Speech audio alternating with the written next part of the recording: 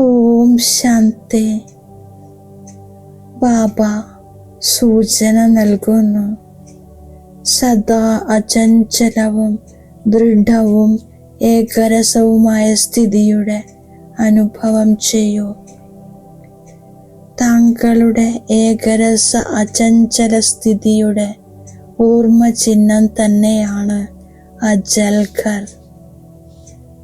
എങ്ങനെയാണോ ബാപ്പുദാദ ഏകരസസ്ഥിതിയിലിരിക്കുന്നത്, അതേപോലെ കുട്ടികൾക്കും ഏകരസസ്ഥിതിയിലിരിക്കണം.